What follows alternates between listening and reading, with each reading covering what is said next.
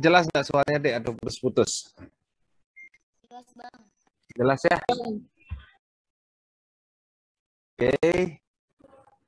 Ya, kita akan membahas terkait saluran pencernaan sekarang ya. Nah, sebelum kita membahas terkait penyakitnya ya, kita pelajarin dulu nih obat-obatannya ya. Obat-obatan dari saluran pencernaan ini ya apa aja sih ya, yang khususnya lambung dulu ya, khususnya lambung dulu ya.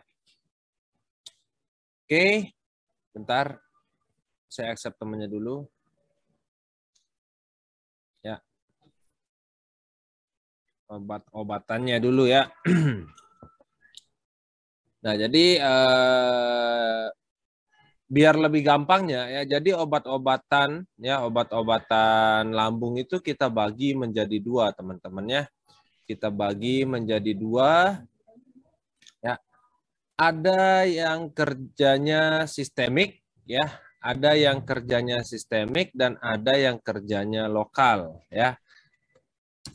Ada yang kerjanya harus masuk ke aliran darah, harus masuk ke dalam darah untuk bisa memberikan efek, tapi ada yang sifatnya tidak perlu masuk ke aliran darah ya untuk bisa memberikan efek ya. Jadi yang sistemik dia harus masuk ke dalam pembuluh darah ya.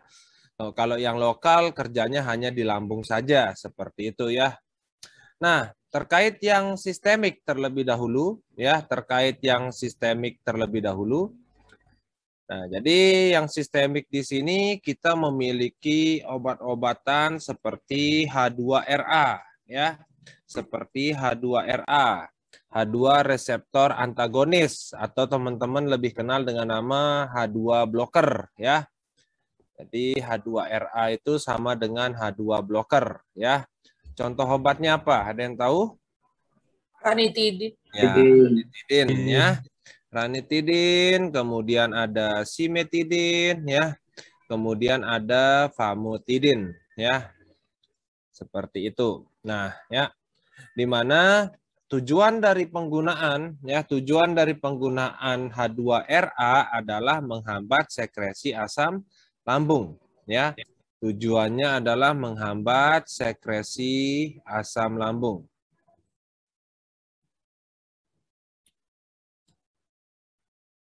Ya, jadi mekanisme kerjanya adalah menghambat sekresi asam lambung. Oke.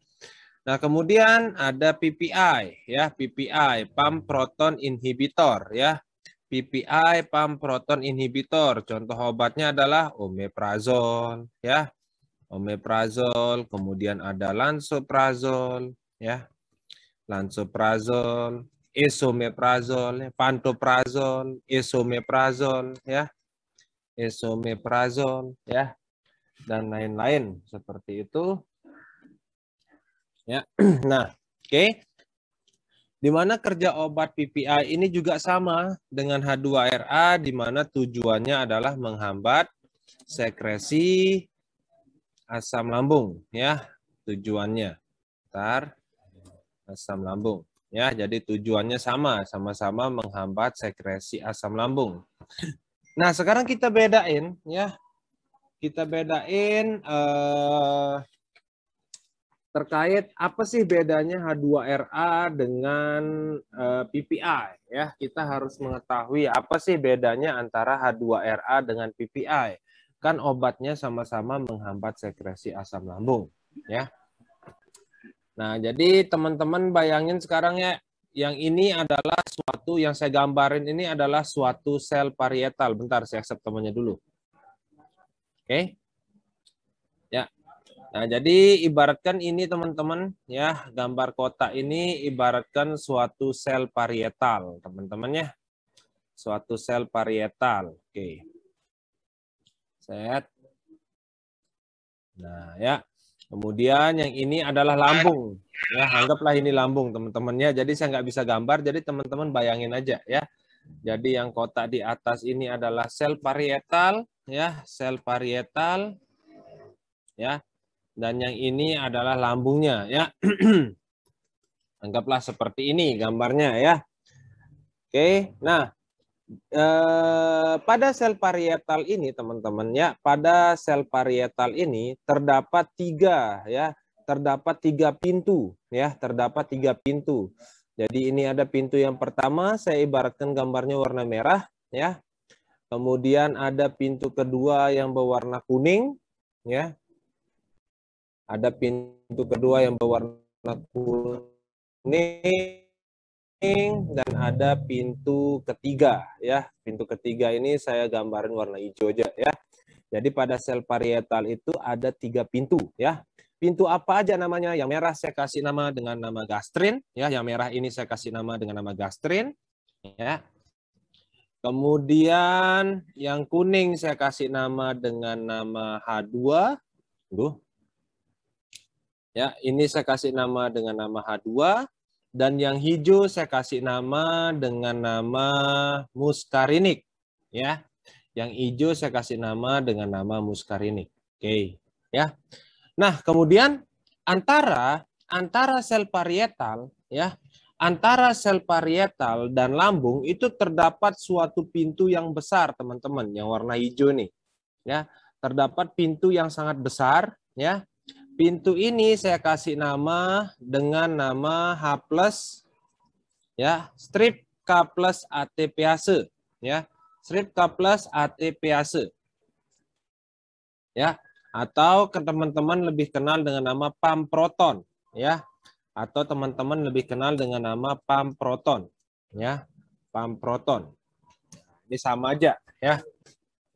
Seperti itu, saya accept temannya dulu, oke. Ya. Nah, masing-masing dari ketiga pintu pada sel parietal,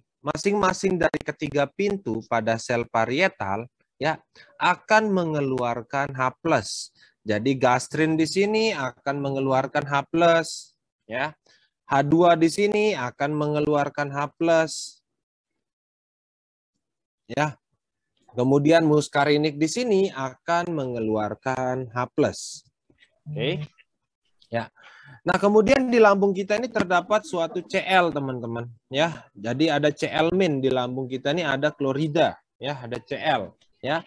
Nah, ketika H+ ini keluar lewat gastrin, keluar lewat H2, keluar lewat muskarinik, H+ ini akan menuju ke lambung. H+ ini akan menuju ke lambung melewati suatu pintu yang namanya H+ K+ ATPase atau yang teman-teman kenal dengan nama pump proton. Ya. Nah, jadi H+ ini bisa menuju ke lambung dengan melewati sebuah pintu yang kita sebut dengan nama H+ K+ ATPase. Nah, ketika H+ ini ya sampai ke lambung ya, maka dia akan bereaksi dengan Cl ya, sehingga H+ ketika ditambahkan dengan Cl akan menjadi HCl, maka terbentuklah suatu asam lambung. Bisa dipahamin nggak? Paham, Bang. Bisa dipahamin ya. Nah, sekarang kita lihat ya. Nah, sekarang obat-obatan H2RA dan PPI ya, H2RA dan PPI di sini menghambat sekresi asam lambung. Nah, berarti ketika kita memberikan H2RA, ngebloknya hanya di sini. Tapi H+ masih bisa keluar lewat gastrin dan muskarinik. Karena target dari H2RA itu adalah reseptor H2-nya. Ya, tidak kena gastrin, tidak kena muskarinik.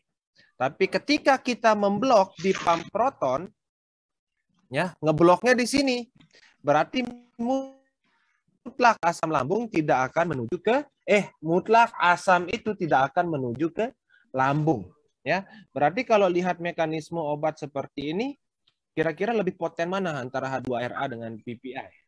PPI. Ya. Itulah makanya kenapa PPI itu lebih poten dibandingkan H2RA. Bisa dipahamin? Bisa, Bang. Bang, izin bertanya, Bang. Oke, boleh siap. Ya, silakan. Bang, itu reseptor yang gastrin sama muskarinik itu Silakan. Gimana? Itu yang reseptor gastrin sama muskarinik Ya. itu gimana, Bang? Itu dari mana asalnya kok bisa menimbulkan H+? Maksudnya? Itu reseptor gastrin ini maksudnya gimana, Bang? Maksudnya gimana? Gimana Maksudnya ya? gimana nih apa? Dalam artian seperti apa maksudnya? Maksudnya Gimana ya? dalam artian seperti apa? Artinya gastrin kenapa yang H2RA di blok itu saya bingung, Bang. Kenapa H2RA aja yang di blok obatnya gitu? Oh, Kan kenapa nggak gastrin? golongan lain nggak Kenapa ada nggak kan? muskarinik gitu? Ya. Ya. Nah, dari yang ketiga ini, ya, yang paling dominan dalam mengeluarkan asam itu adalah H2, ya. Dari yang antara gastrin, H2 dan muskarinik itu yang dominan mengeluarkan asam adalah H2, ya. Kemudian gastrin, kemudian yang terakhir adalah muskarinik, ya. Jadi urutannya ini nomor 1, ini nomor 2, dan ini nomor 3. Ya, kalau kita mau lihat dominannya dalam mengeluarkan asam lambung. Nah, cuman dalam mengeluarkan asam, ya. Nah, cuman belum ada obat yang targetnya ke sini, ya. Belum ada obat yang targetnya ke muskarinik ini, ya. Belum ada obat yang targetnya ke situ. Nah, ini nanti gastrin ini, ya. Gastrin ini akan dominan teraktivasi, ya. Ketika seorang itu makan makanan pedas, ya, makanya makanan pedas itu bisa meningkatkan sekresi asam lambung, ya, melalui jalur yang mana? Melalui jalur yang gastrin. Kopi juga demikian, juga demikian, gastrin, ya. Kalau muskarinik ini umumnya karena biasanya faktor stres, ya, seperti itu. Kalau muskarinik, ya. Kalau H2RA ini bisa karena alergi, ya, seperti itu bisa, ya. Tapi dia memang yang paling dominan. Kalau dibandingkan yang antara ketiga ini, memang yang paling dominan di nomor 1. Coba aja nanti kalian buat obat yang memblok gastrin. Wah, pasti jadi orang yang kaya raya nanti, ya. Seperti itu. Ada lagi yang ingin bertanya sebelum saya hapus? Bang izin bertanya, jadi kalau karena kan gastrin tadi penyebabnya itu kalau konsumsi makanan yang kayak pedas kayak itu, berarti untuk minum ranitidin nggak efektif dong Bang kalau Benar, penyebabnya. makanya kan kalau ada orang asam lambung kan edukasi non farmakologi kita adalah hindari kopi, hindari makanan-makanan yang pedas, itu edukasi non farmakologi kita, ya. Berarti lebih baik Makanya lebih baik lansoprazol gitu Bang ya kalau misalnya penyebabnya gara-gara makanan pedas. ya lebih baik itu, memang lebih baik kita memberikan PPI, ya. Kalau memang kalau kita mau melihat efektivitasnya, ya. Memang paling bagus adalah PPI kalau kita mau ingin melihat efektivitasnya. Jangan lupa bahwasanya ada juga obat yang menetralkan asam lambung. Bentar kita bahas, ya. Seperti itu. Ya, tapi kalau teman-teman mau lihat lebih baik mana ya berarti obat yang paling. Jadi ingatlah gini ya, dispepsia itu nggak ada guideline-nya deh ya. Dispepsia itu ya tidak ada guideline-nya yang mana yang mau dipakai terlebih dahulu. Makanya sering dicoba dulu satu-satu. Nah, tapi kalau dispepsianya karena obat, kalau dispepsianya karena bakteri, itu ada guideline-nya. Tapi kalau dispepsianya karena makanan pedas, sering makan makanan pedas, dispepsianya karena stres, ya, karena stres. Nah, itu dicoba satu-satu dulu, ya, dicoba yang paling rendah dulu, ya. Nanti cobanya antasida dulu. Kemudian nggak bisa antasida lari ke ranitidin, nggak bisa ranitidin lari ke golongan PPI, ya, yang terakhir karena apa? Dia paling poten, ya. Jadi kalau umpama hanya makanan pedas saja ya coba aja antasida, ya, seperti itu. Tapi biasanya kan kalau orang yang makanan pedas umpama gini ya, orang-orang yang habis makan pedas perutnya mulas umpama gitu, ya, perutnya mulas, nyeri umpama kayak gitu, ya. Habis perutnya mulas, nyeri. Nah, kemudian kita edukasi aja, ya. Edukasinya, Ibu jangan makan makanan pedas lagi. Ya, jangan makan makanan pedas lagi. Ya, nanti kan nggak perlu obat-obatan berarti di sana. Besok aja ketika dia hindari dalam waktu sehari, 2 hari dia menghindari makanannya pedas, ya insya Allah sembuh dengan sendirinya. Jadi nggak perlu obat-obatan. Ya seperti itu. Jadi ada terapi farmakologi dan ada terapi non farmakologi. Ya, terapi non farmakologi pun bisa mengatasi pasien. Ya, kalau memang dia tidak terlalu parah. Jadi tergantung faktor resikonya sih, tergantung penyebabnya karena apa. Ya, seperti itu. Ya. Jadi kalau adik berpikiran bahwasanya kalau H2RA kita kasih pada pasien yang habis makanan pedas nggak efektif.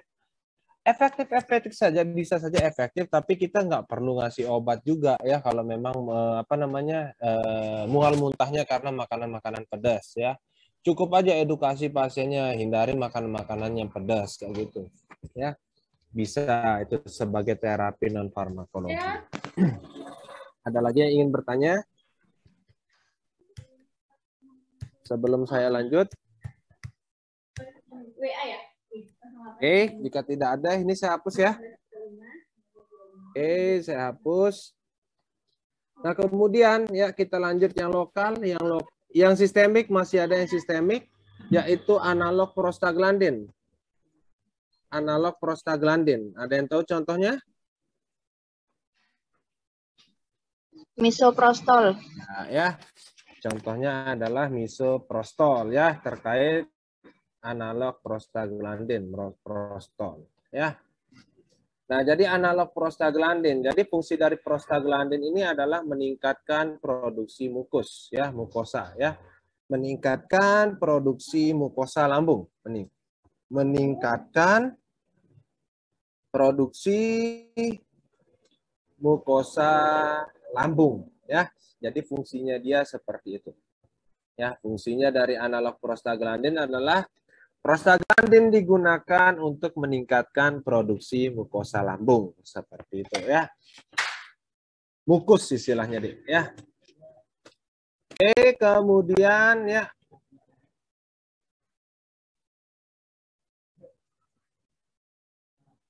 Bentar, saya accept temannya dulu. Oke.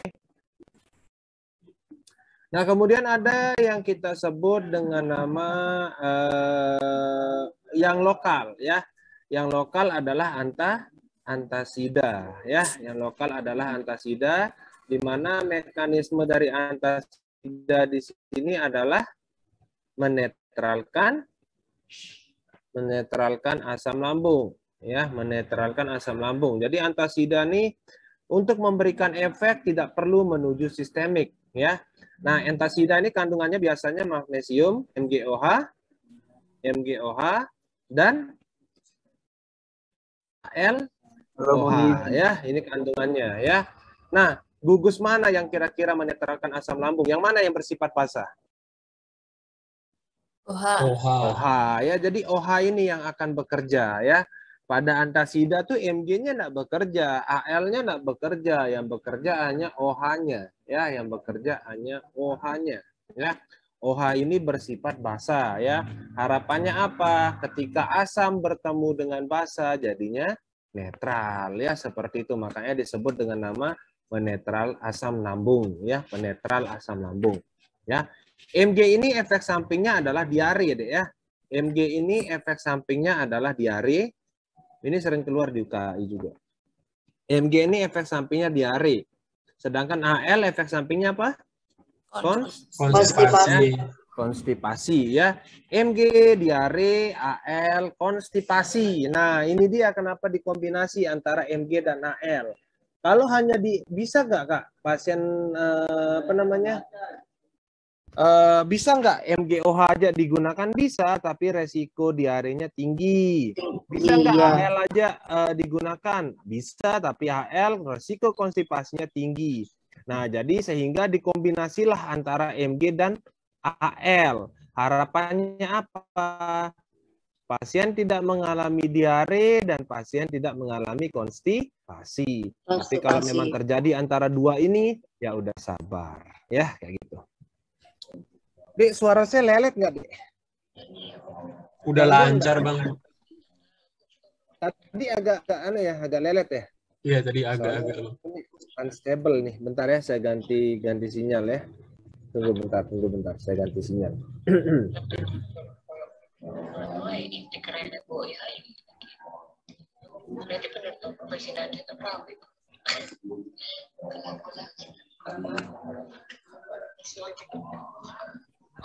Tes.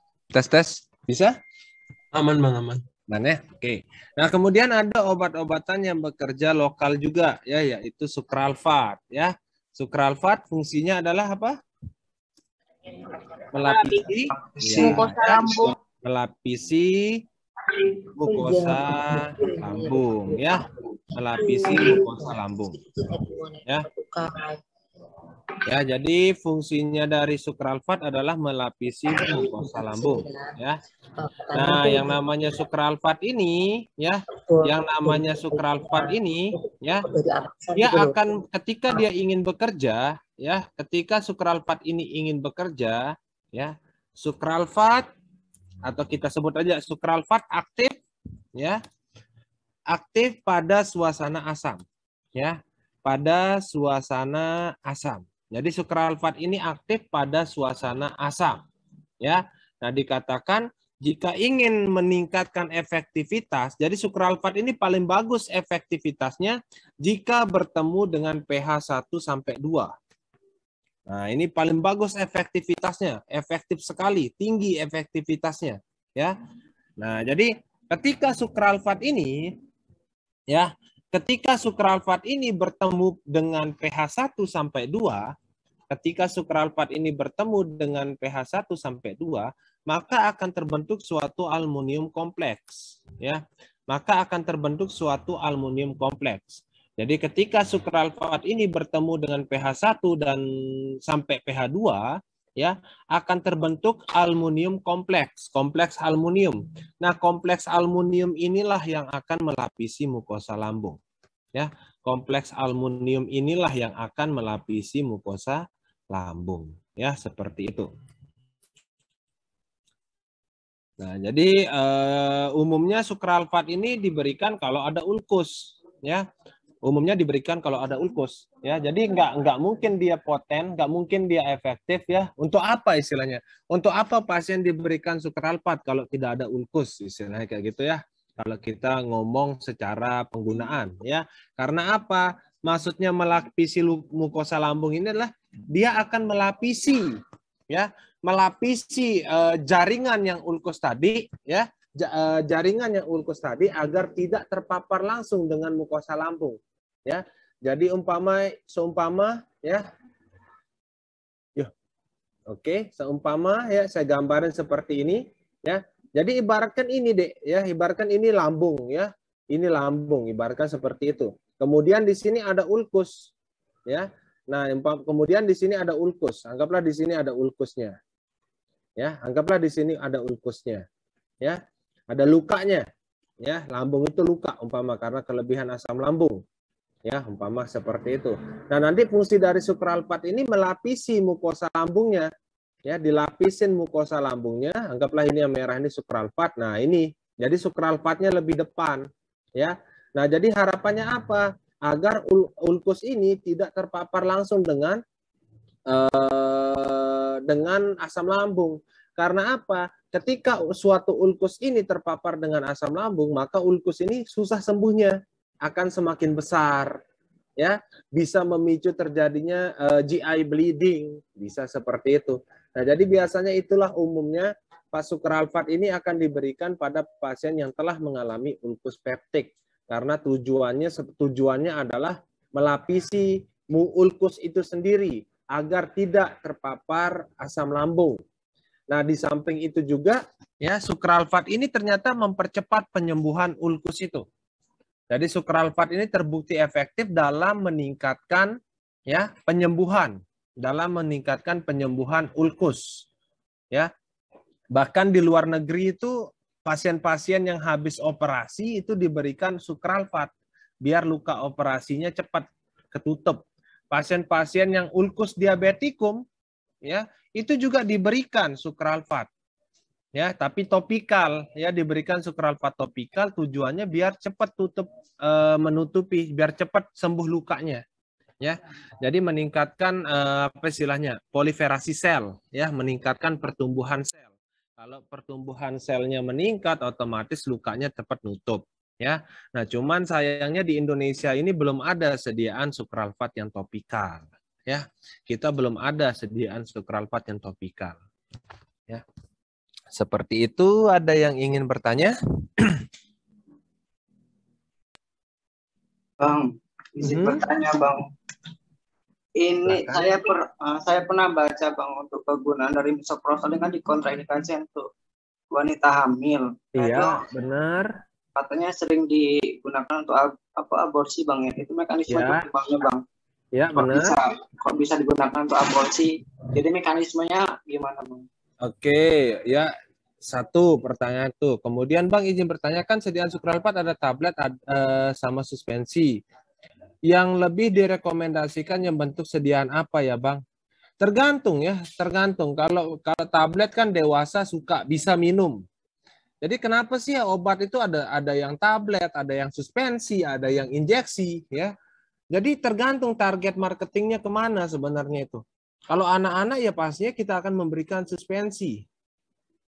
Ya. Nah, kemudian kalau dewasa kita akan memberikan yang tablet. Istilahnya seperti itu. Kalau terkait efektivitasnya sama aja ya. Yang lebih direkomendasikan yang mana tergantung pasiennya. Kalau anak-anak kan nggak suka minum obat, biasanya lebih suka yang bentuk sediaan sirup, suspensi yang kita kasih. Ya, jadi tergantung targetnya ya.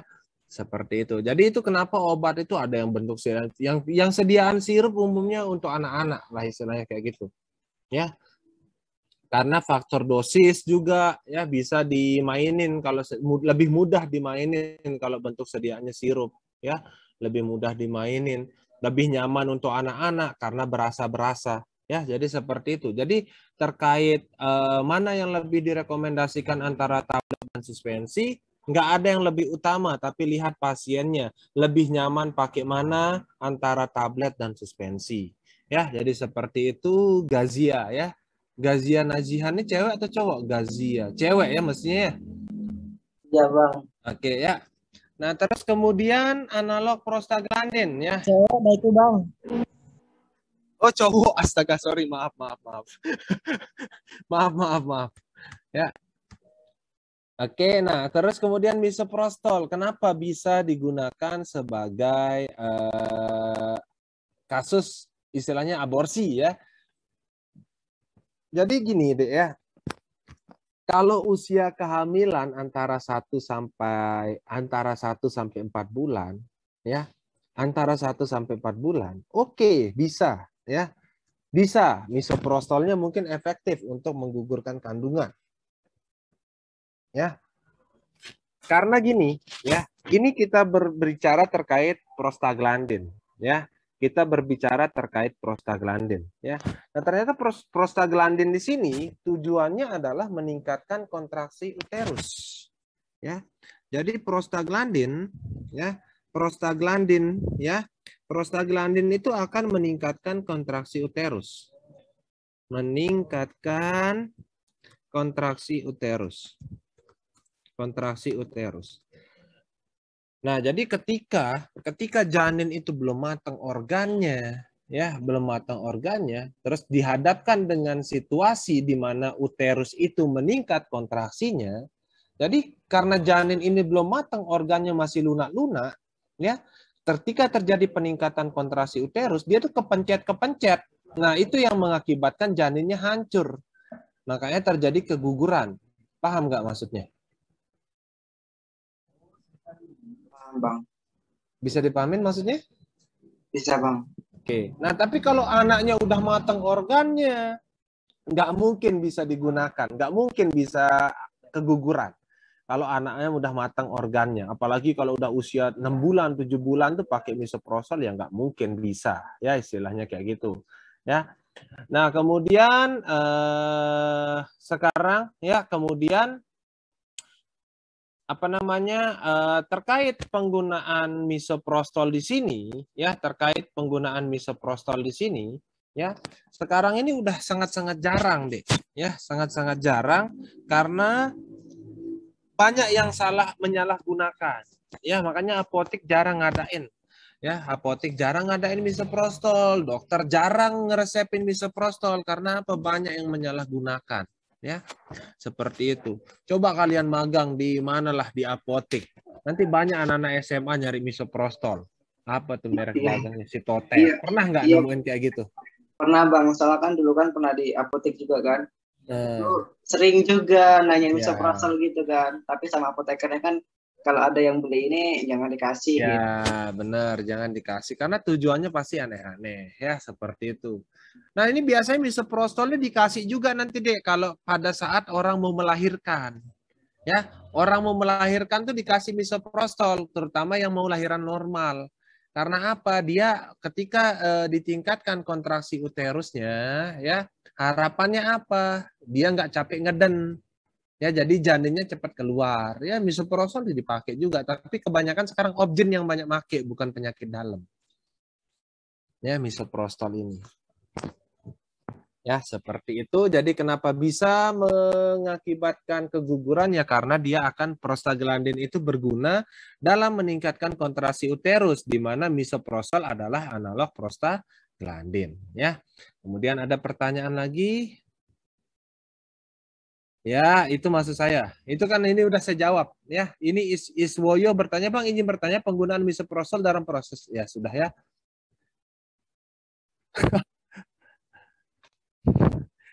Ini ada yang bertanya lagi, astaga. Ini yang cowok-cowok pada nanya ini ya. Waduh, bentar.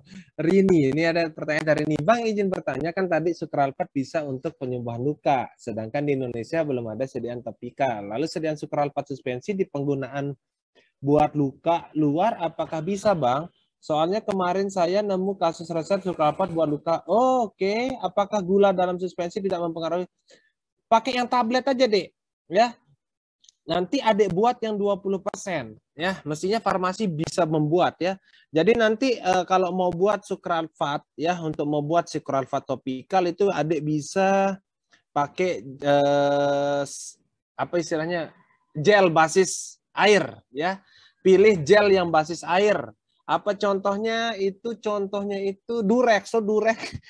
Tahu Durex pelumas itu, Dek?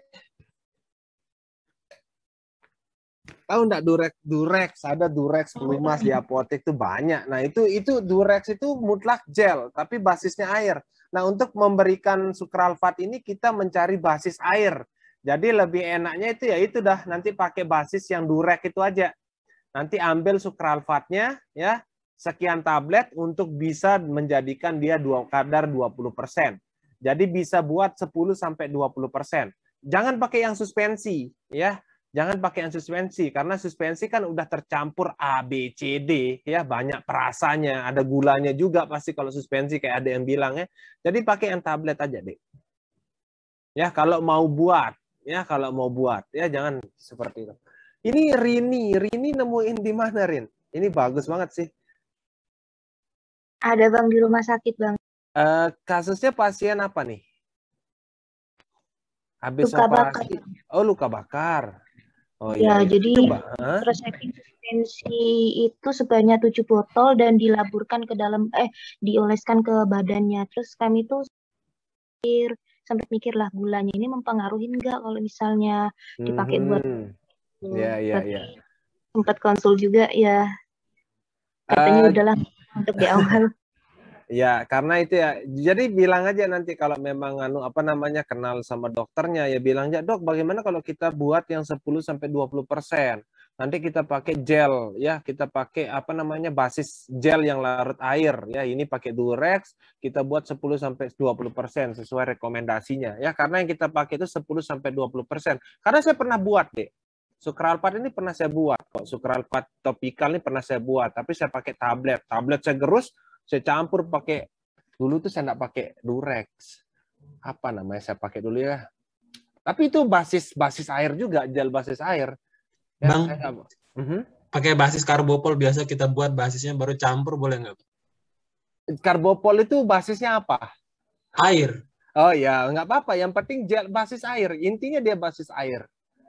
Ya, intinya harus basis air. Nggak bisa kalau basis minyak. Kalau sukralfat ya itu ada cara pembuatannya ya, cara pembuatan sukralfat topikal itu ada ya. Oke, terus kemudian kalau pakai ini ada pertanyaan, kalau pakai yang paten Sitotex sama Gastrul bagus mana untuk kasus apa ini pertanyaan saya ya. Kalau kita ngomongin obat ya, ini obat merek ya, kita ngomongin ada yang Sitotex, ada Gastrul ya. Ada Sitotex, ada Gastrul, bagus mana ya? Saya nggak tahu ya, karena saya nggak pernah melihat studi yang membandingkan merek obat. Ya, jadi sangat jarang ada studi yang membandingkan merek obat. Ya, misalnya Concor sama Bisoprolol bagus mana? Itu kan sama-sama Bisoprolol. Misalnya Panadol sama Bodrek bagus mana? Itu kan sama-sama paracetamol. Jadi jarang kita menemukan studi yang membandingkan merek obat. Jadi untuk pertanyaannya ini daripada saya ngawur, saya nggak bisa daripada saya ngawur dalam menjawab, mending dicek sendiri kayak gitu ya, dilakukan sendiri untuk uji cobanya ya, karena jarang nggak pernah ada malah yang membandingkan antara merek obat ya. Bang, kalau misoprostol untuk pasien partus itu lewat anus, yang bukan lewat anus tapi intravagina ya, dimasukin lewat vagina deh ya, dimasukin lewat vagina, bukan lewat anus ya, tapi lewat vagina ya. Orang melahirkan itu kan lewat vagina deh ya. Oke ya, kemudian Bang izin bertanya, pada varises esofagus biasanya digunakan PPI untuk mencegah rebleeding, benar? Mengapa PPI lebih dipilih dibandingkan obat-obat yang lain? Ya karena itu tadi ya, peningkatan asam lambung akan bisa menyebabkan terjadinya rebleeding ya.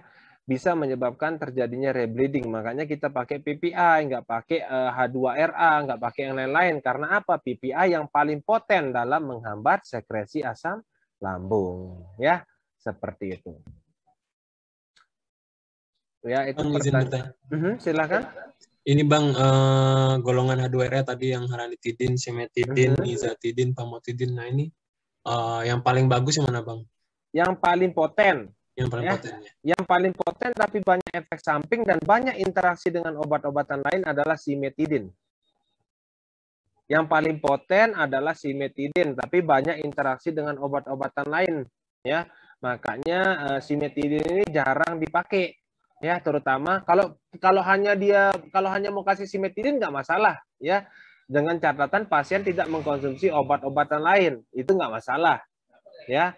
Seperti itu. Jadi yang paling poten adalah simetidin. Ya, kalau ditanya yang paling poten. Kalau antara PPI ini yang paling bagus yang hanya memiliki isomer S itu esomeprazol. Jadi esomeprazol ini adalah PPI yang paling bagus karena isomernya hanya S. Ya, kalau belajarin kimia medisinalnya dia itu ada isomer S dan isomer R ya. Isomer R ini nggak kerja, yang kerja hanya S. Kalau omeprazol ada RS, lansoprazol ada RS, Spanto ada RS ya, esomeprazol ada S saja ya, makanya namanya esome, maksudnya isomernya hanya S kayak gitulah ya. Jadi kalau yang paling paten itu esomeprazol. Nah ini ada studi perbandingannya kalau antara obat, tapi kalau antara merek obat itu nggak ada ya, seperti itu. Jarang, nggak ada sama sekali malah deh ya, saya juga bingung kenapa ya nggak ada ya. Seperti itu. Ada yang ingin bertanya lagi? Bang izin bertanya. Jadi kan kalau misalnya dalam satu resep itu diresepkan sukralfat sama omeprazol, seumpamanya kayak gitu. Jadi sukralfatnya yang diminum sebelum makan, terus omeprazolnya kan sesudah makan 1 jam atau selang 2 jam. 1 jam sebelum makan deh. Berarti sama-sama sebelum makan gitu sukralfat sama omeprazol. Bolehlah setelah makan, nggak masalah.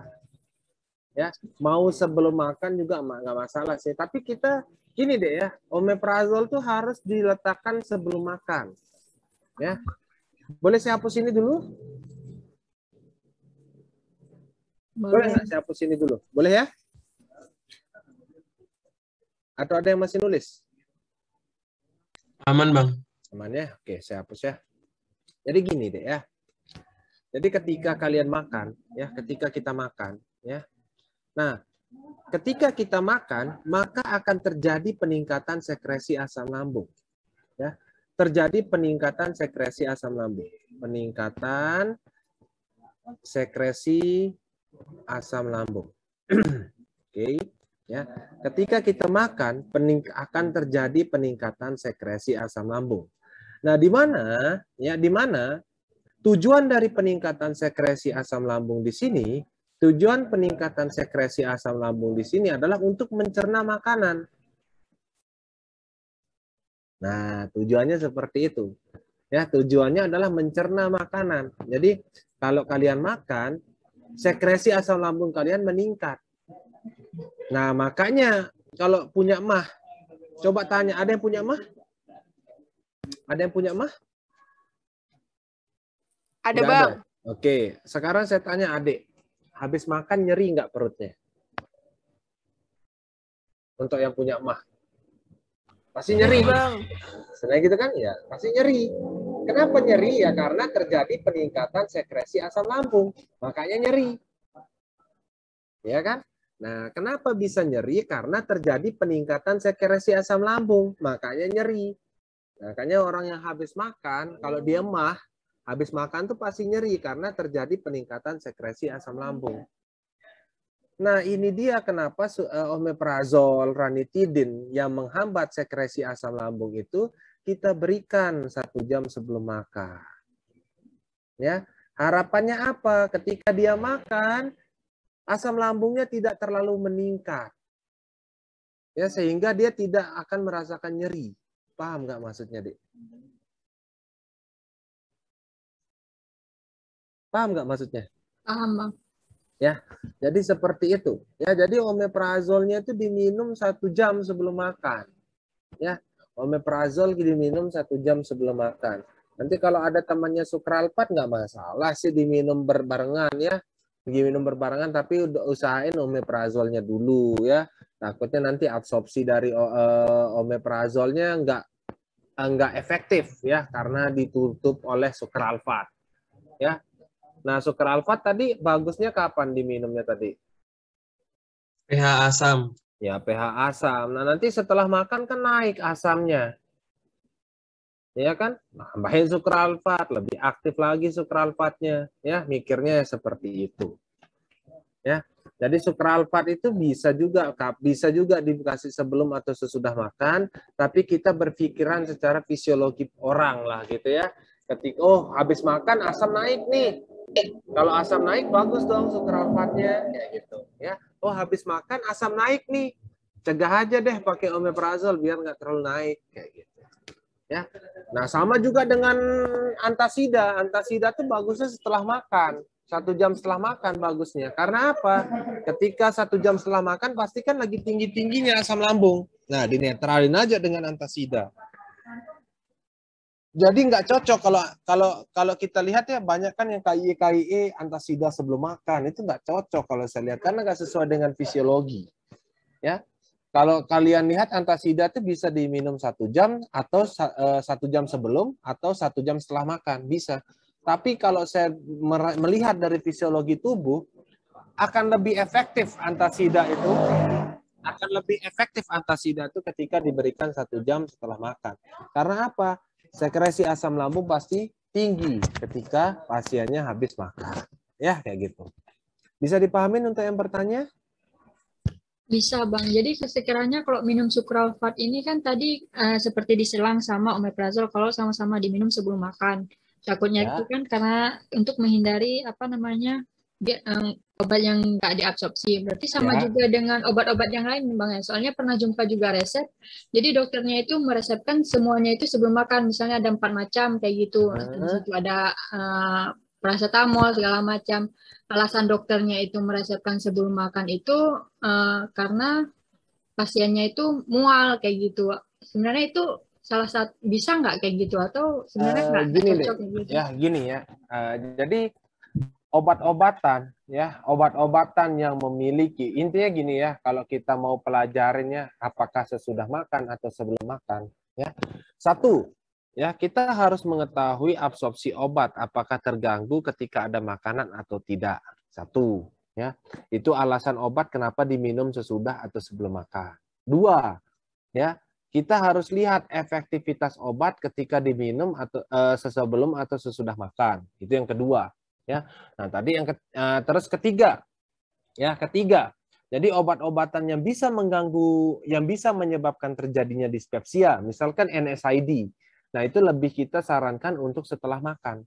Metformin umpama bersama makan. Jadi ada obat-obatan yang bekerja seperti itu. Ada obat-obatan yang bisa menyebabkan terjadinya gangguan lambung.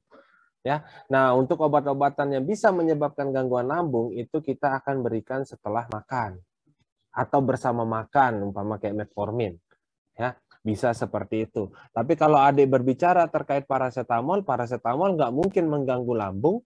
Ya, absorpsinya oke-oke aja. Jadi sebelum makan nggak apa-apa, setelah makan nggak apa-apa. Tapi karena kita berbicara ada sukralfat di sana, saya lebih baik memberikan omeprazol. Kemudian ada omeprazol tadi ya, paracetamolnya sebelum makan, 1 jam sebelum makan, nanti 1 jam setelah makannya saya kasih sukralfatnya. Ya, jadi seperti itu. Ya, kalau ada paracetamol, jadi paracetamolnya nggak apa-apa, duluan aja. Ya, 1 jam sebelum makan nggak masalah, karena dia nggak akan menyebabkan gangguan lambung. Absorpsinya tidak akan dipengaruhi dengan adanya makanan. Ya, it's okay aja kalau paracetamol diminum sebelum atau setelah makan. Ya, seperti itu. Kalau ada mual muntah, jadi oh Kak, ini ada pasien saya ada mual muntahnya. Ya, pasien saya ada mual muntahnya. Ya, makanya diberikan semua obatnya sebelum makan. Misalnya kayak gitu. Lah, kita balik lagi sekarang kalau untuk omeprazol kan memang sebelum makan. Paracetamol bisa sebelum atau sesudah. Nah, sukralfat. Ya, sukralfat ini kan kerjanya melapisi mukosa lambung aja. Jadi nggak akan berpengaruh terhadap asamnya. Nggak akan menghambat sekresi asam lambung. Ya. Jadi memang ketika harapannya ketika dihambat asam itu frekuensi mual muntahnya juga menurun. Nah, tapi hubungannya dengan sukralfat itu nggak ada karena sukralfat di sini ya kerjanya hanya melapisi mukosa lambung. Jadi nggak mungkin mual muntahnya bisa hilang karena sukralfat. Paham nggak maksudnya, Dik? Paham, Bang. Ya, jadi seperti itu. Ya, nggak mungkin pasiennya bisa hilang mual muntahnya karena sukralfat. Karena sukralfat tidak bekerja menghambat sekresi asam lambung. Tidak. Ya, dia tujuannya adalah melapisi mukosa lambung aja.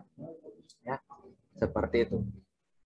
Ini harus pintar-pintar ya, harus berani nantinya ya, berargumen itu berani ya. Yang penting ada dasarnya. Karena mereka tuh biasanya berargumen hanya berlogika saja.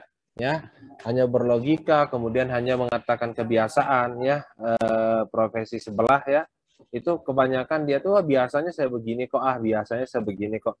Tapi ketika kalian berdiskusi harus menyertakan referensi ya. Nanti kalau kalian sudah menyertakan referensi, insya Allah mereka manut ya, mereka ingat. Kemudian ada pertanyaan lagi, izin bertanya lagi Bang, di RS kan katanya off-label sukralfat suspensi sering digunakan melembabkan usus pasien yang kolostomi. Melembabkan maksudnya ini melembabkan ini seperti apa? Ya. Kalau pasien mau kolostomi ya, kalau pasien mau kolostomi itu kita memberikan agen prokinetik. Ya, kita memberikan agen prokinetik tujuannya adalah mengosongkan saluran pencernaan itu. Ya, biar enak operasi dokternya, maksudnya seperti itu ya. Tapi kalau melembabkan ini seperti apa nggak paham juga saya. Atau saya kurang baca, coba saya lihat dulu ya. Sukralfat in kolostomi. Kolostomi.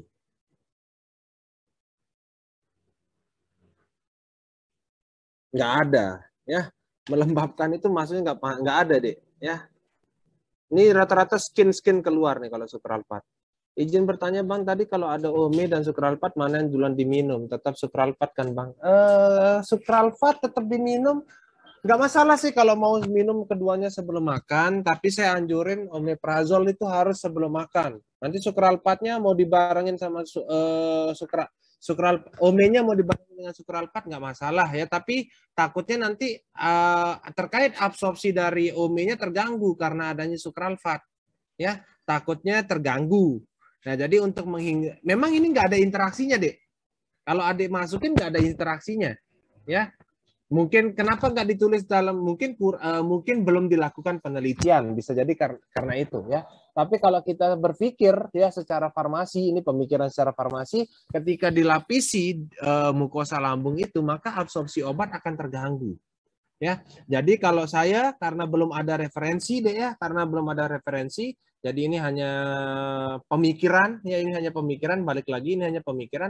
Saya lebih mengutamakan omeprazol terlebih dahulu, 1 jam setelah makan kita minum sukralfatnya, ya saranin seperti itu, ya.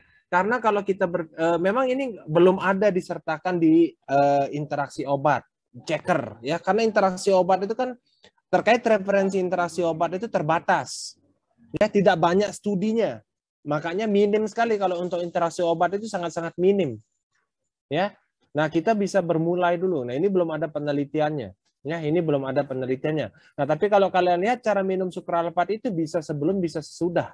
Kalau melihat cara minum sukralfat. Tapi ketika kayak saya bertemu dengan kasus omeprazol yang berbarengan dengan sukralfat, saya lebih menggunakan omeprazol sebelum makan, setelah makannya saya lebih menggunakan sukralfat. Seperti itu. Tadi alasannya sudah saya terangkan, ya. Ketika makan, sekresi asam lambung meningkat, otomatis sukralfatnya akan terbentuk suatu aluminium kompleks. Ketika makan, sekresi asam lambungnya meningkat, otomatis kita hambat dulu dengan omeprazol agar tidak terjadi peningkatan sekresi asam lambung yang secara signifikan, ya. Seperti itu. Ada yang ingin bertanya lagi? Bang, mau tanya lagi, Bang. Kan saya pernah baca itu omeprazol ada efek sampingnya, bisa bleeding GI. Nah, kalau ada omeprazol sama sukralfat itu bukannya sukralfat itu kalau ada luka di lambung malah dilapisi dulu baru omenya masuk, nggak gitu Kak, Bang? Gimana, Dek? Omeprazol efek sampingnya bleeding bisa GI. Pendarahan lambung. Kan justru kalau perdarahan lambung kita kasih omeprazol, Dek. Oh, gitu. Iya.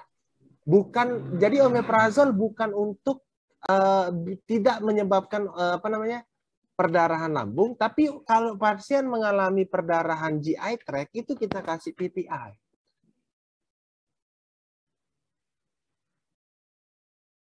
Paham nggak maksudnya? Jadi semua kasus-kasus GI bleeding itu pasti PPI masuk. Misalnya apalagi stress induced mucosal disease. Stress induced mucosal disease, stress related mucosal disease, SRMD. Ya, itu perdarahan lambung. Terapinya apa? Omeprazol. Tadi sirosis hati. Tadi yang nanya varices esophagus bleeding. Itu kita kasih PPI juga untuk mencegah terjadinya perdarahan berulang. Ya, ini pertanyaannya Salma. Kemarin juga pada pasien dengan dual antiplatelet, jika resiko perdarahan GI tract-nya tinggi, kita berikan kombinasi PPI. Ya, jadi kalau dikatakan sukralfat menyebabkan GI bleeding, ya miss. Karena apa? Dia terapi untuk pasien dengan GI bleeding. Di mana bacanya, Dek, efek sampingnya? Coba saya lihat dulu. Di mana baca efek sampingnya, Dek? Omeprazol, Bang, yang ada itu di Medscape, Bang, kemarin omeprazol. Itu. Kemarin juga ada kasus gitu loh, Bang. Terus itu juga sempat dibahas sama perseptor juga. Makanya saya tanyain. Oke, bentar. Omeprazol nyebabin GI bleeding gitu? Mana? Bisa. Gak ada tulisannya, iya. Dek. Di Medscape gak ada tulisan omeprazol menyebabkan GI bleeding. Untuk GI bleeding mungkin iya, lebih tepatnya. Ini nggak ada tulisannya, Dek. Ini saya lihat Medscape nih, nggak ada. Oh iya, Bang. Ya. Salah ingat mungkin ya. Kasusnya GI bleeding mungkin dikasih omeprazol. Mungkin seperti itu kasusnya ya. Karena nggak mungkin kalau dia menyebabkan GI bleeding kita kasih seperti itu. Sedangkan kasus-kasus GI bleeding itu kita berikan PPI ya. Bebas mau pakai PPI mana aja ya. Ini nggak ada tulisannya omeprazol GI bleeding ya. Ada lagi? Bang, saya izin bertanya, Bang. Yang tadi pertanyaan saya, Bang, ini sih yang golongan PPI sama H2RA kan belum dibahas efek samping gimana terjadi sama ini, Bang. Golongan antikolinergik tuh, Bang, bisa jadi untuk saluran pencernaan juga nggak? Bisa, tapi nggak terlalu berefek. Karena apa tadi? Reseptor muskarinik targetnya. Ya kan, antikolinergik. Bisa, ya. Antikolinergik apa contohnya? Misalkan seperti yang memiliki efek antikolinergik itu seperti apa namanya, obat klorpromazin, ya, itu ada efek antikolinergiknya. Ya, klorpromazin itu ada efek antikolinergiknya, itu bisa, ya. Bisa, tapi nggak terlalu ini, ya, nggak terlalu ngefek, ya, karena apa yang tadi itu, karena dia urutan yang ketiga, ya. Artinya cuman gastrin aja Bang ya, nggak ada obatnya? Gastrin nggak ada obatnya kalau untuk di gastrin, ya. Untuk ini Bang, yang mekanisme kenapa terjadi efek samping di PPI kan, soalnya PPI kan tempat terjadinya pertukaran proton sama Ca. Nah, itu gimana nantinya? Gimana? Kan antara proton masuk, kemudian H+-nya kan nggak bisa masuk. Nah, itu maksudnya apakah akan ada gangguan di sel? Ada ya. Jadi hubungannya dia nanti terkait ini sihnya, ya. Kalau kalian mau omongin efek samping itu bukan ke ininya, ya. Jadi kalau mau omongin efek samping itu bukan ke ini keluar itu masuk, bukan. Tapi kita ngomongin efek sampingnya karena asam basa lah istilahnya, ya. Karena asamnya. Nah, jadi logikanya seperti ini, ya, logikanya seperti ini. Jadi asam ini, ya. Jadi asam itu merupakan suatu sistem kekebalan tubuh juga. Sistem kekebalan tubuh. Ya. Jadi asam itu merupakan suatu sistem kekebalan tubuh kita juga. Nah, maksudnya seperti apa? Nah, jadi tubuh kita, ya, ketika kalian makan, terjadi peningkatan sekresi asam lambung. Gunanya ini sebenarnya dua, deh. Ya, selain mencerna makanan, ternyata asam lambung itu bertujuan adalah untuk membunuh bakteri. Ya, untuk membunuh bakteri. Nah, ini tujuannya membunuh bakteri juga. Nggak mungkin dong makanan yang kalian makan steril. Mungkin nggak makanan yang kalian makan steril kalau saya tanya? Enggak, Bang. Enggak steril. Air yang kalian minum kan masih ada bakterinya. Gelas yang kalian pakai kan masih ada bakterinya. Sendok yang kalian pakai kan ada bakterinya. Kalian tahu cara sterilisasi, pasti tahu. Misalnya kayak gitu kan, bagaimana cara membunuh bakteri. Ya, pakai autoclave, pakai apa lagi, oven, ya, seperti itu. Ada filtrasi, ya, kayak gitu kan, itu sterilisasi. Jadi apa? Kegiatan kalian sehari-hari ini nggak ada yang steril. Nah, karena nggak ada yang steril, karena suaranya Bang, mohon maaf Bang, suaranya nggak jelas. Oke. Oke, sekarang jelas nggak? Jelas Bang, aman. Oke, ya. Nah, jadi karena kegiatan kalian nggak ada yang steril, ya, makanya dibuatin suatu proteksi, dibuatin suatu sistem pertahanan tubuh berupa asam lambung. Jadi apapun yang masuk melalui rute oral, ketika bakteri itu masuk melalui rute oral, maka di sini asam lambung ini yang menjadi daya pertahanan tubuh kalian. Tujuannya apa? Membunuh bakteri. Nah, itu tujuan dari sekresi asam lambung ini. Nah, teman-teman bayangin sekarang kalau menggunakan PPI, kita pakai PPI. Pakai PPI dalam waktu durasi yang lama.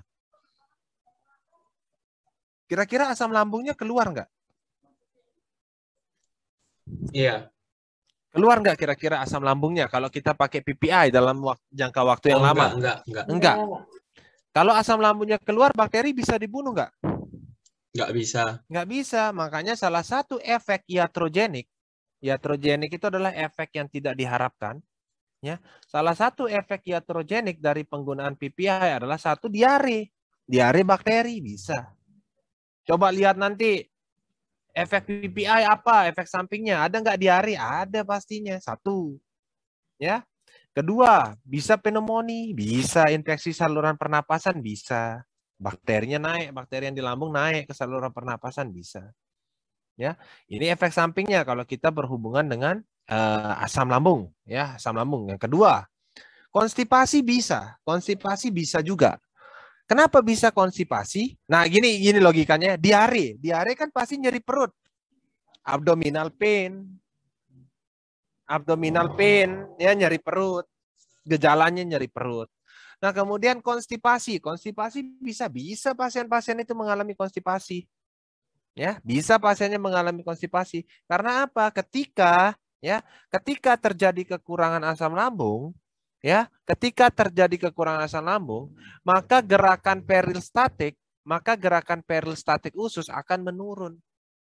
Bisa mengalami konstipasi. Makanya kalau asamnya terlalu tinggi, gerakan peristaltik usus meningkat. Makanya orang-orang yang makan pedas, otomatis gastrin akan teraktivasi sehingga terjadi pengeluaran asam lambung yang signifikan, makanya bisa mencret orang makan pedas.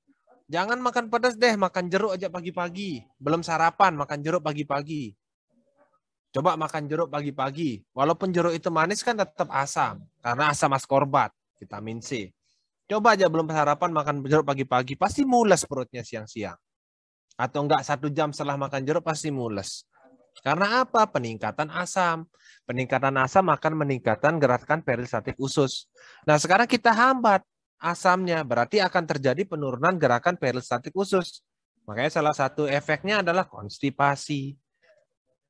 Ya. Jadi jangan H+, K+, ATPase itu jangan terlalu ini. Karena apa? Hubungannya pasti lebih dominan ke asam dan basa, ya.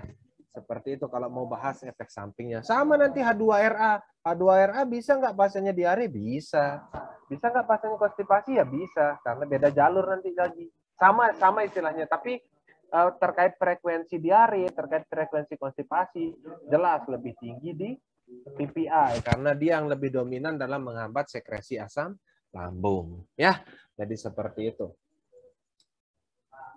Ada lagi? Oh, ini kemudian apa nih? Oh, Bang izin bertanya, kalau sukralfat aja lebih baik diminum sebelum atau sesudah makan. Itu referensinya itu diminum saat perut kosong deh ya. Jadi kalau sukralfat aja ya, kalau mau efek yang lebih dominan ya, saya menganjurkan kalau hanya sukralfat deh, kalau hanya sukralfat lebih baik diminum saat perut kosong. Cari aja yang 1 jam sebelum makan. Cari aja yang 1 jam sebelum makan. Karena kalau kalian lihat sukralfat itu penggunaannya seperti ini. 1 jam sebelum makan, 1 jam sebelum makan, atau 2 jam setelah makan. Nah, ini penggunaannya sukralfat. Ya. Nah, tapi pengosongan lambung itu, terkait makanan itu bukan 2 jam. Ya. Karena ilmunya itu 48. Bentar loh. 248. Ya, ilmunya itu 248. 248. Nah, ini waktu pengosongan lambung nih, Dek, 248. Ya, 248. Nah, 2 ini untuk makanan-makanan yang mudah dicerna. Misalnya contohnya apa, Kak? Air putih misalkan. Air putih itu pengosongannya 2 jam. Air putih. Ya, air 2 jam. Terus habis itu buah-buahan 2 jam, buah-buahan. Ya, buah-buahan 2 jam. Ini buah-buah, serat-serat itu 2 jam waktu pengosongan lambungnya. Ya, tapi kan kalau orang makan kan bukan cuma air buah ya, nasi dimakan. Ini 4 jam nasi. Ya, 4 jam nasi kalian itu 4 jam. Ya. Tempe, kedelai itu kacang-kacangan itu 4 jam. Nah, nanti kalau yang 8 jam ini yang tinggi protein. Ya, yang high protein, ya daging, lemak itu 4 jam, bahkan susu pun 8 jam waktu pengosongan lambungnya. Makanya kenapa orang harus kalau orang mau operasi harus puasa berapa jam disuruh sama dokternya, pernah dengar nggak? Pernah dengar nggak kayak gitu? Iya, Bang. Kedengeran nggak suara saya, Dek? Pernah dengar Bang, cuman nggak tahu. Nah, itu kenapa harus disuruh 8 jam? Kenapa harus puasa 8 jam? Karena apa 8 jam tuh waktu benar-benar lambung kosong. Ya, jadi salah ketika kita mengatakan, oh 2 jam setelah makan tuh waktu lambung kosong, itu salah, nggak ada ilmunya di situ. Ya, seperti itu salah ya. Jadi kalau hanya bertemu dengan sukralfat aja, saya merekomendasikan 1 jam sebelum makan. Ya. Ada lagi?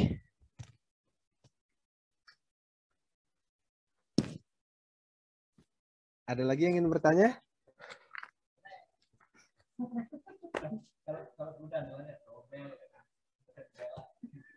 Ada lagi yang ingin bertanya?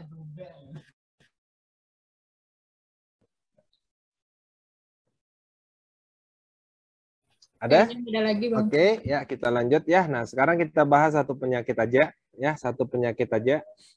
Sekarang kita akan membahas GERD, ya. Kita akan membahas GERD, gastroesophageal reflux disease, ya. Gastroesophageal, ya, esophageal reflux disease. Ya, gastroesophageal reflux disease atau GERD, ya, GERD. Nah, jadi ketika kita membahas suatu GERD ini, ya, maka yang namanya GERD ini adalah ketika asam lambung itu naik sampai ke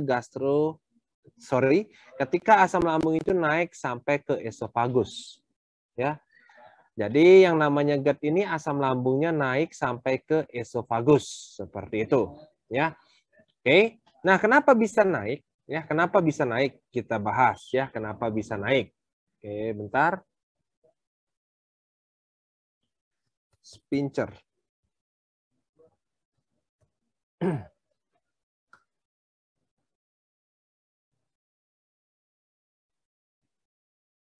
Nah, oke.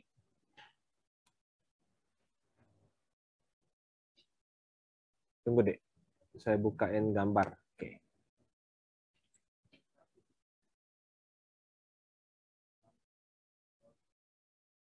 Ini kelihatan nggak, Dek? Kelihatan nggak?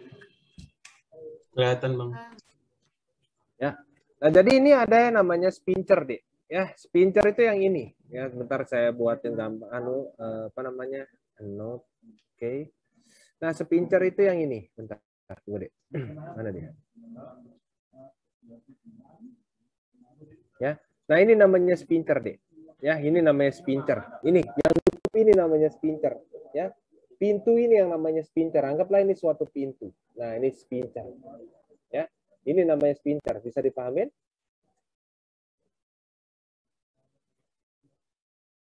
Bisa dipahamin? Iya, Bang. Oke, ya. Nah, ini esofagus kalian nih. Nah, ini esofagus kalian, ya. Jadi esofagus itu akan berhubungan dengan lambung. Nah, ini esofagus nih. Ini esofagus, ya. Esofagus itu akan berhubungan dengan lambung, ya. Esofagus itu akan berhubungan dengan lambung. Nah, tapi karena adanya sphincter ini, karena sphincter ini akan menutup, ya, selalu menutup, ya, sehingga asam lambung ini nggak bisa naik ke esofagus. Sehingga asam lambung ini tidak bisa naik ke esofagus. Jadi ini asam lambungnya, Dek, yang biru ini, yang gambar air ini, asam lambungnya. Ya. Nah, karena adanya sphincter yang selalu menutup ini, sehingga asam lambung itu nggak bisa naik ke esofagus. Nah, pada kasus GERD, sphincternya ini kebuka. Pada kasus GERD, sphincternya ini kebuka, yang menyebabkan esofagus itu, yang menyebabkan asam lambung itu naik ke esofagus. Nah, jadi pada pasien yang mengalami GERD, itu sphincternya kebuka. Ya, sphincternya itu kebuka yang menyebabkan asam lambung naik ke esofagus. Bisa dipahamin?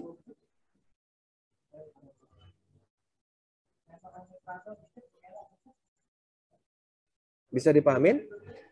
Bisa, Bang. Oke, jadi ini gambarnya ya, kita lihat. Ini kelihatan nggak, Dek?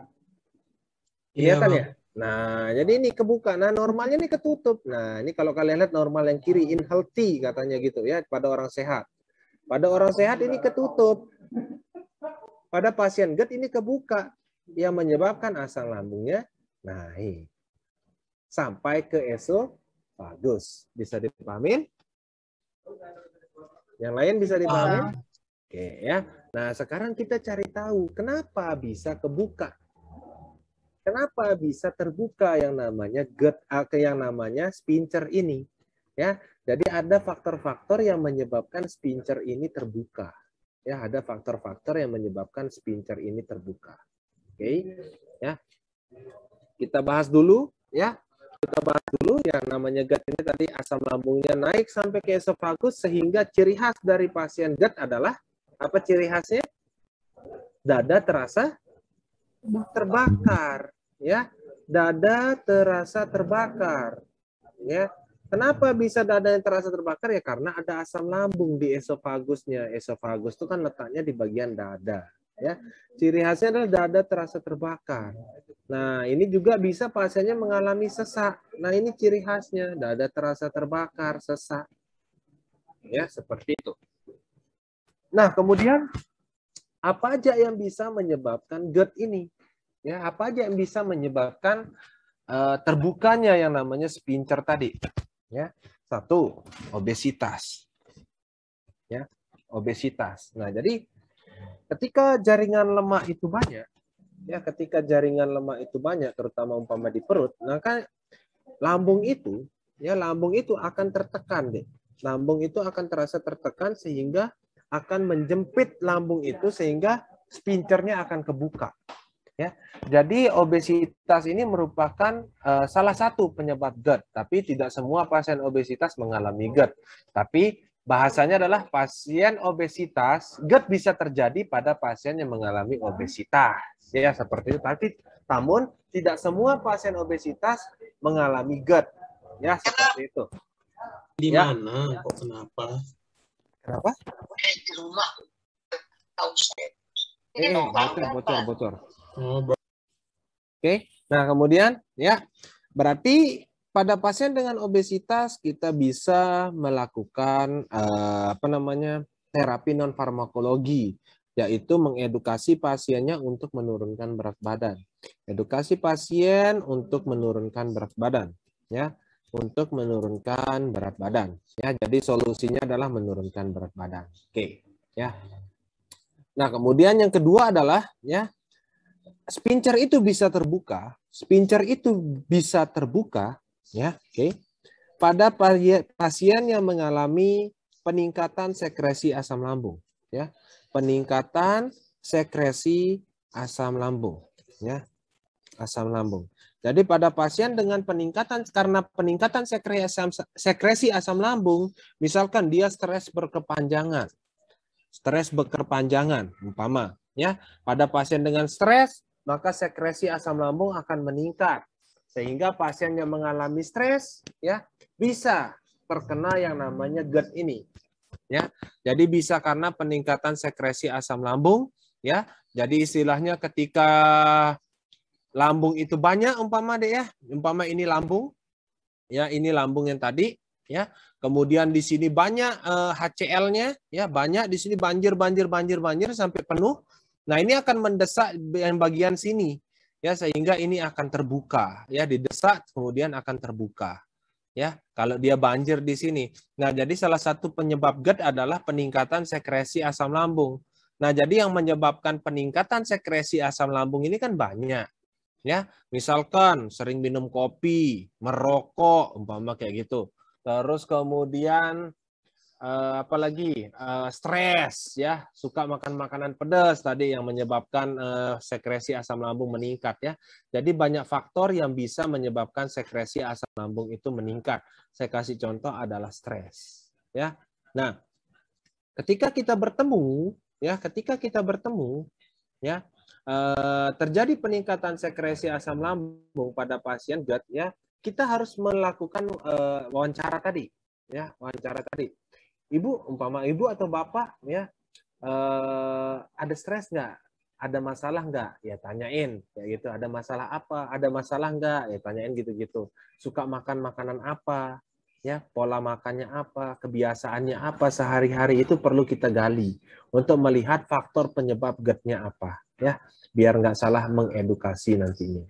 Ya, nah kemudian ada juga yang menyebabkan sphincter itu kebuka, yaitu waktu pengosongan lambung yang lama. Waktu pengosongan lambung yang lama. Lambung lama, ya. Waktu pengosongan lambung yang lama. Nah, jadi ketika waktu pengosongan lambung itu lama, ya, maka makanan itu akan tetap di lambung. makanan akan tetap di lambung. Kira-kira kalau makanannya tetap di lambung,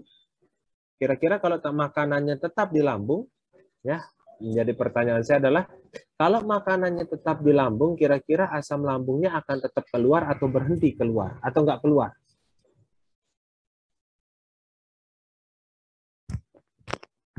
Tetap keluar. Iya, tetap keluar ya. Jadi dengan adanya waktu pengosongan lambung yang lama ini,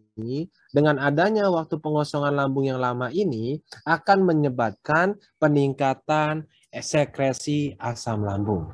Ya, akan menyebabkan peningkatan sekresi asam lambung. Jadi waktu pengosongan lambung yang lama itu menyebabkan peningkatan sekresi asam lambung.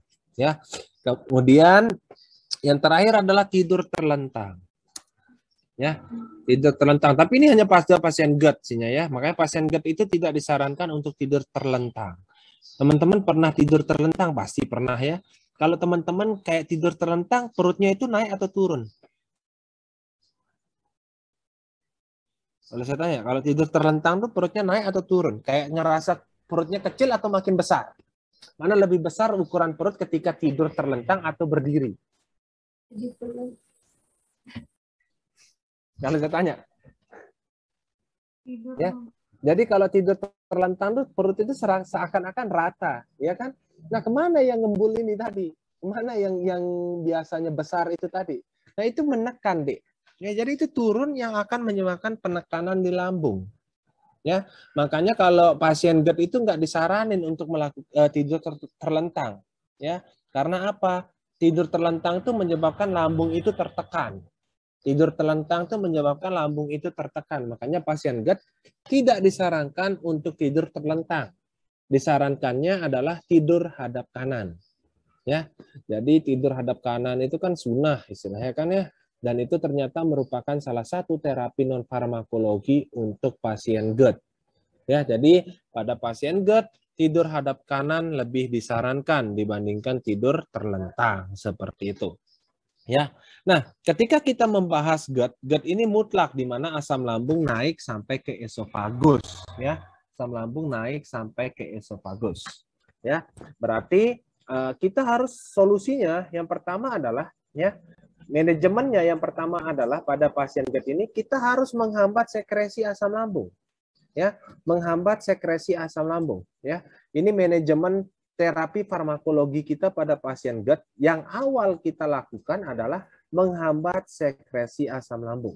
Ya, yang awal kita harus lakukan pada pasien GERD adalah menghambat sekresi asam lambung. Ini yang awal harus kita lakukan pada pasien GERD, ya, menghambat sekresi asam lambung. Nah, obat yang paling paten dalam menghambat sekresi asam lambung apa, Dek, tadi? Obat yang paling paten dalam PPI ya. Berarti pada pasien GERD ini lini pertama GERD adalah PPI. Jadi ketika ada soal di UKI pasienmu terdiagnosa GERD, langsung aja jawab PPI. Ya, PPI. Nah, ketika kamu menemukan umpamanya ketika di endoskopi ternyata pasien ini waktu pengosongan lambungnya lama, ya. Waktu pengosongan lambungnya lama, maka kita bisa menambahkan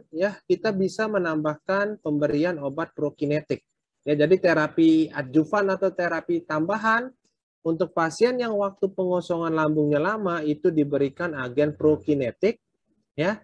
Agen prokinetik ini fungsinya adalah mempercepat waktu pengosongan lambung, ya, pengosongan lambung. Ya, tujuannya adalah mempercepat waktu pengosongan lambung. Contoh obatnya adalah obat-obatannya off label semua, ya. Obat-obatannya off label semua, di mana contoh obatnya adalah metoclopramid. Metoclopramid on labelnya sebagai apa, Dek? On labelnya. Anti apa dia? Anti ya, anti mual muntah, benar ya. Domperidon juga anti mual muntah, tapi off labelnya juga sebagai prokinetik ya. Kemudian yang terakhir ada erythromycin. Erythromycin apa, Dek? Antibiotik ya, tapi erythromycin ternyata terbukti mempercepat waktu pengosongan lambung ya. Jadi seperti itu. Nah, namun biasanya pasien GERD itu dapat domperidon kalau ditemukan waktu pengosongan lambung yang lama. Ya. Kemudian, Kak, kalau pasien saya dengan stres, bagaimana ya? Kalau dia stres, biasanya diberikan antidepresan. Ya, seperti itu. Kalau pasiennya stres, nggak bisa PPI sendiri, tambahin antidepresan. Ya, jadi seperti itu. Nah, kemudian untuk durasinya, sekarang, nah ini durasinya ini yang agak kalian bingung, ya. Yang agak membuat bingung, durasi PPI pada pasien GERD, ya. Durasi terapi, ya. Durasi terapi PPI pada pasien GERD. Ya. Nah, jadi kalau kamu ikutin yang Indonesia, ini ditulis saja ya, ini punyanya Indonesia, ya. Ketika kamu melihat punyanya Indonesia, jadi Indonesia tuh mencoba dulu pemberian PPI 2-8 minggu. Indonesia itu mencoba dulu pemberian PPI 2-8 minggu, ya.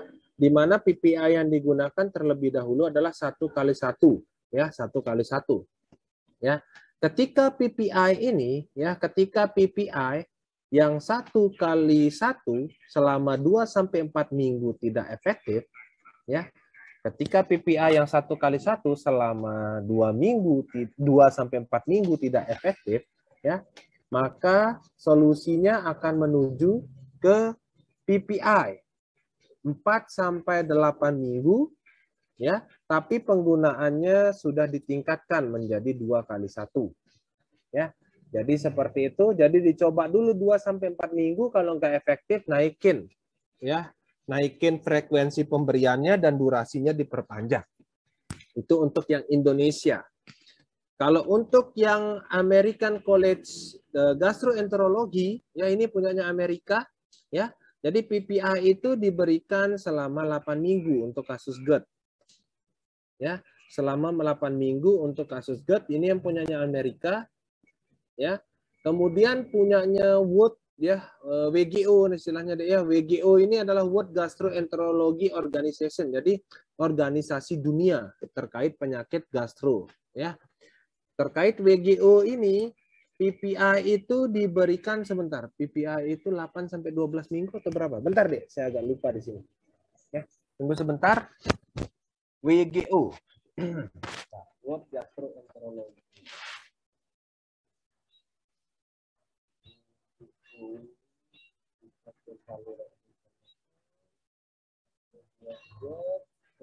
Oke.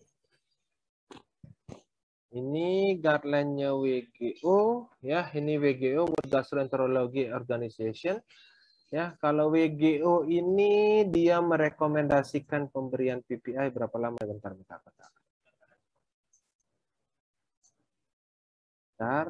Oke, ya.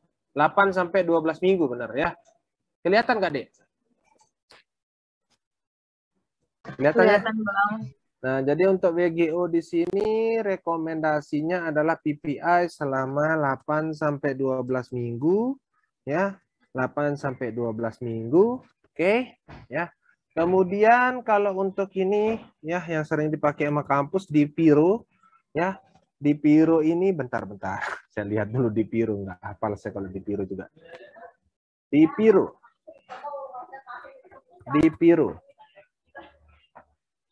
Ada nggak di Piro saya? Mestinya ada sih. Oh, di download.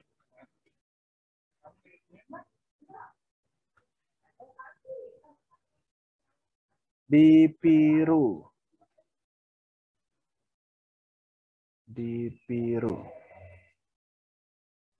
Loh. Data D. Di Piro.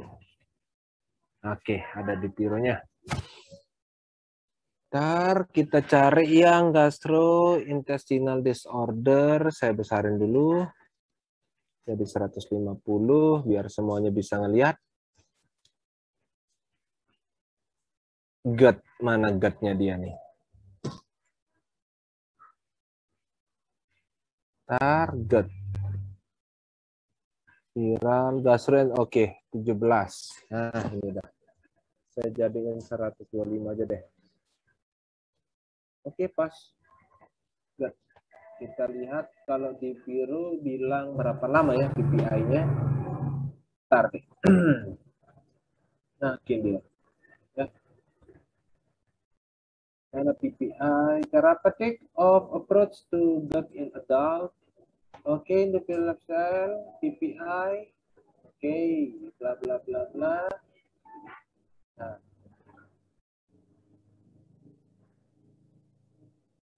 Oh ini, oh jadi oke. Mana dia nih treatmentnya? Oh ini ya. Jadi dia pakai PPI selama berapa nih? 4-8 minggu ya, kalau di biru ya. Bisa pakai, kalau di biru ini bisa pakai H2RA selama 6-12 ya. Atau bisa pakai PPI selama 4-8 minggu. Kita lihat aja yang PPI aja ya. Jadi di biru ini 4-8 minggu juga ya. Di biru 4-8 minggu ya. 4-8 minggu ya, ini untuk di birunya ya. Jadi di biru merekomendasikan pemberian PPI pada pasien GERD adalah 4-8 minggu. Nah, jadi ketika kalian menemukan soal ini ya, saya menyarankan untuk menjawab ini 4-8 minggu ya. Indonesia 4-8 minggu, ACG 8 minggu, WGO ada 8 minggunya, di Piro ada 8 minggunya. Jadi kita ambil range saja 4-8 minggu. Seperti itu ya. Jadi kalau ada soal berapa lama durasi terapi PPI pada pasien GERD, cari yang 4-8 minggu. Karena ini ada soal UKI. Ya. Seperti itu. Ada yang ingin bertanya sampai sini? Ada yang ingin bertanya? Oh, suara saya kenapa, Dek? Hilang suaranya. Tes. Ya, tadi kecil banget, Bang. Oh ya, tapi kedengarannya. Jadi ini semua ada 8 minggunya ya. Jadi kesimpulannya adalah durasi terapi GERD ya itu adalah 4-8 minggu ya kesimpulannya ketika kita menggabungkan 4 referensi ini ya. Referensi paling kuat sebenarnya WGO ini sih ya, referensi paling kuatnya di WGO ini. Ya, karena dia world global ya. Jadi organisasi dunia ya. Baik, sampai sini ada yang ingin bertanya terkait GERD?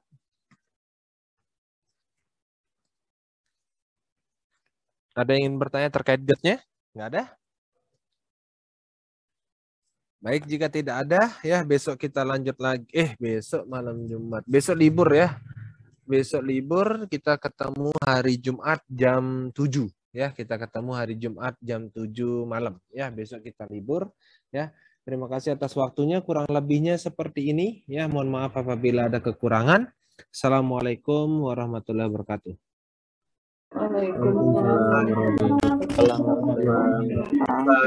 Sama-sama. Terima kasih, Bang. Sama-sama.